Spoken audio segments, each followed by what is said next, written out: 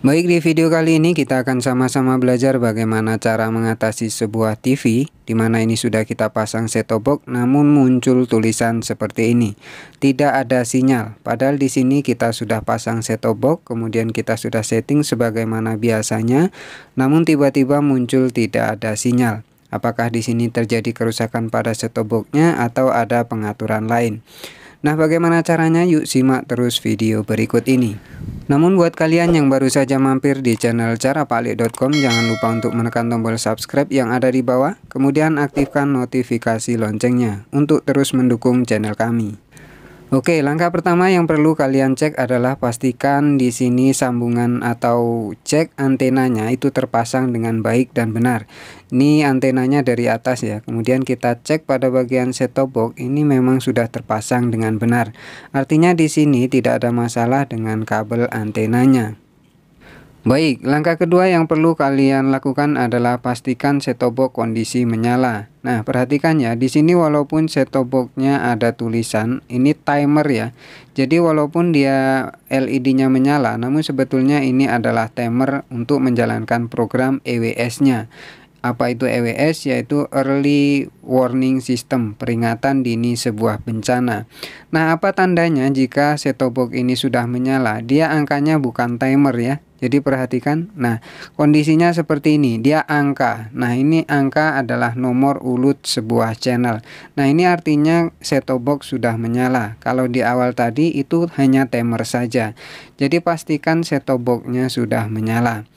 Nah, apa yang perlu dilakukan jika ini set-top box sudah kita hidupkan, sudah kita on-kan, namun masih tetap muncul sinyal tidak ada, artinya sinyal hilang. Nah, perhatikan pada bagian belakang sebuah TV ini ya.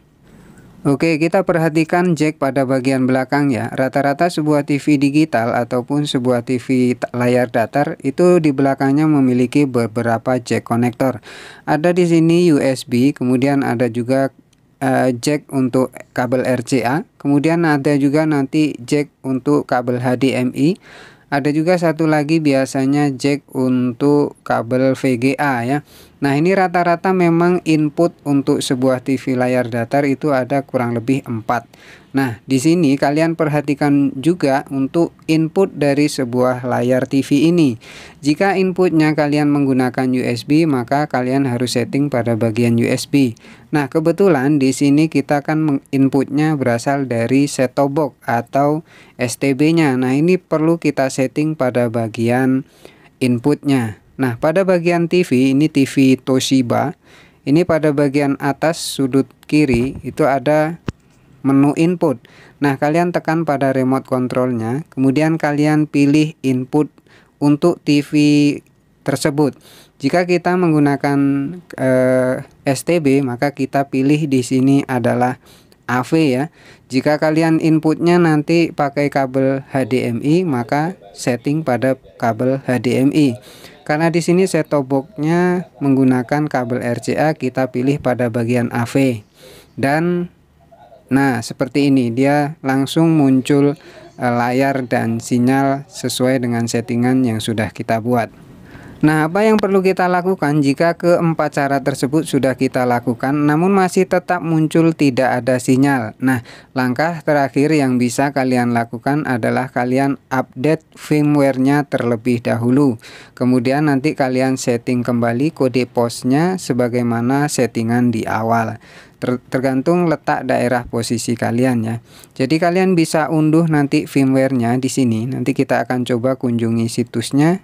Kemudian kita download firmware-nya. Oke, demikian sedikit info dari kami tentang bagaimana cara mengatasi sebuah set-top box yang muncul tulisan tidak ada sinyal.